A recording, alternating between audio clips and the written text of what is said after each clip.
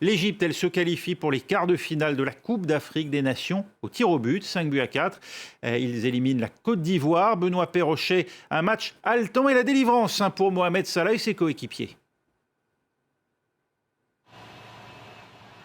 Absolument, on imagine, parce qu'ils n'étaient pas attendus forcément ces Égyptiens dans cette Coupe d'Afrique des Nations, cette 33e édition, et pourtant ça continue.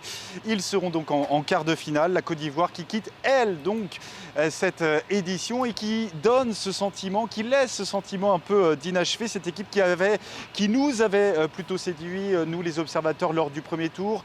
Deuxième meilleure attaque derrière le Cameroun, un collectif bien huilé, solide, sûr de ses qualités.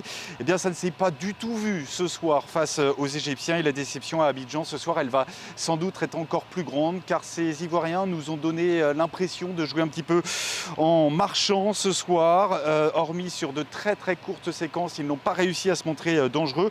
Le tournant de la rencontre tout de même, sans doute à la demi-heure de jeu, avec la sortie sur blessure de Franck Kessié, le milieu de terrain ivoirien du Milan AC. Dès lors, les transitions entre le secteur défensif et le secteur offensif n'étaient plus assurées. L'Égypte qui n'a pas réussi à en profiter dans le temps réglementaire, malgré de très nombreuses occasions. Il y a notamment eu une barre transversale en première période de Marmouche. Mohamed Salah qui a, lui, trouvé sa frappe qui partait sous la barre, qui a été déviée par Sangaré. Les Ivoiriens, eux aussi, se sont procurés quelques occasions, mais ni Max-Alain Gradel, ni Nicolas Pepe n'ont réussi à imposer leur vitesse. Et puis, Sébastien Haller a, lui, été sevré de ballons dans l'axe de cette attaque. L'Égypte qui va perdre son gardien titulaire en fin de deuxième période, remplacé par Mohamed Abougabel, qui va mettre KO cette équipe ivoirienne donc lors de la séance des tirs au but, avec le tir d'Eric Bailly qui a été dévié sur la transversale. Eric Bailly, le défenseur de Manchester United, qui réalisait pourtant une belle canne jusque-là, mais c'est souvent le cas, vous savez, les meilleurs joueurs qui échouent lors de la séance des tirs au but. Et les mener donc en huitième de finale